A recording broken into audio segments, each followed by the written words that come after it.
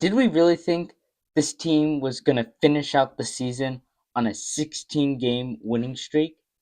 They had to have a trap game at some point.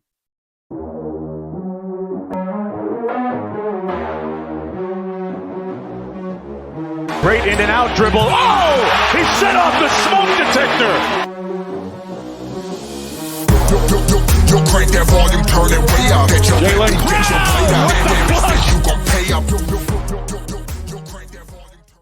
What's up, everyone, and welcome in to your Celtics source, home of your 56 and 20 second place Boston Celtics.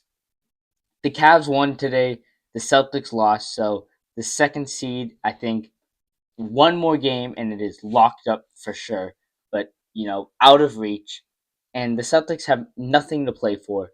But this was not a very positive performance, to say the least, because they're coming off of a road trip where, for the first time ever, they win all six road games, and they've struggled at home this year, right? 24-13, so six more losses than they had all of last season at home. And so you're hoping that they can build on, the positives that they've been playing with all month. They went 14-1 in March, and this game doesn't matter. KP wasn't playing, other guys out, you know, but still, you know, you would have liked to see them come home and make a statement at home against a team that, quite honestly, is just a team that's going downhill right now.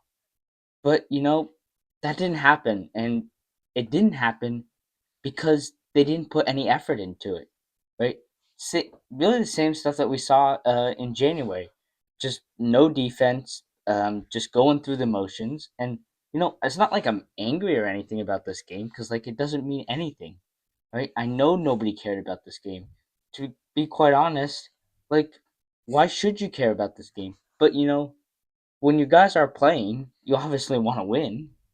Um, but Jason Tatum, just 16 points in this game. Seven assists, three rebounds, 2 of 9 from three again, 4 of 17 overall. He just took some awful, ugly shots just to throw it up and hope they fell. He wasn't even trying to get open looks. He was just chucking them up. And, you know, I just don't think he cared one bit about this game. Like these are the games where, like, if he's going to have a performance like that, just sit him. Like, have him rest in the game.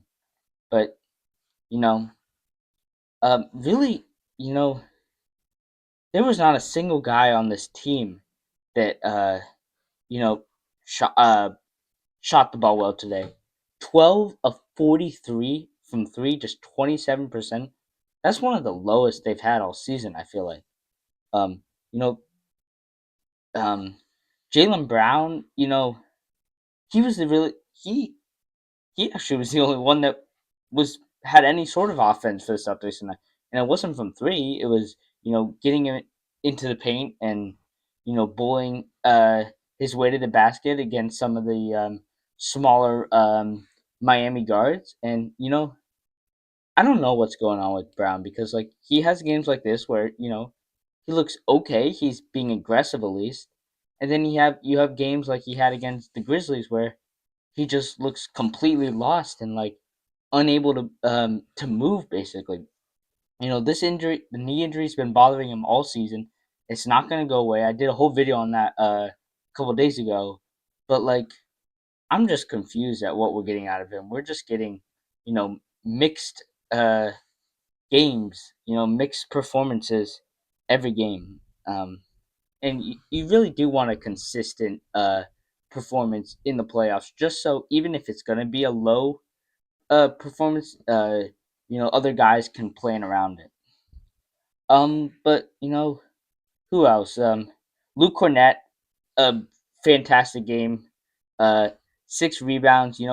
Trying to help Jason Tatum clean up some of his misses. Derek White as well with some putbacks. But just like the defense was the problem in this game. They just did not let guys get right to the basket. They didn't care one bit about any type of shot, any type of, uh, drive, Kyle Anderson on the Heat was just absolutely cooking the Celtics in that fourth quarter. Right? The Celtics are down like 10-ish at half, and they get it down to like 2 with like 3 minutes left in the third or something like that. And then the Heat just go on a run and put it away for good. And it came down from Kyle Anderson. He was doing, the classic slow mo, huge euro, and the Celtics just couldn't defend it. Like they were either fouling him or they were trying to, you know, slow down to match his pace, and they would sort of just like fall backwards almost, and Anderson would sort of rise up.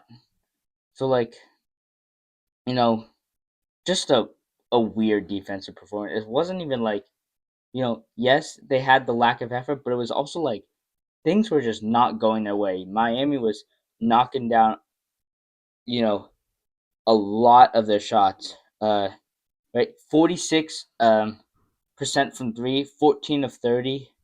Right, the Celtics made 12 on 43 attempts, whereas right, as I just said, Heat 14 on 13 less attempts. Right, so they were on fire from three. Um, Jason Tatum again not getting the calls. He got teed up. Joe Mazzulla, I believe, got teed up as well for arguing calls. So, just, a game where, like, they were letting the refs sort of get in their head, and, it impacted them on both ends of the floor. They weren't getting back on defense, and then they were busy arguing for calls, and it sort of slowed down their offense as well. Bam Adebayo had a great game, 21 points, 5 rebounds, 6 assists, 2 of 3 from 3. Tyler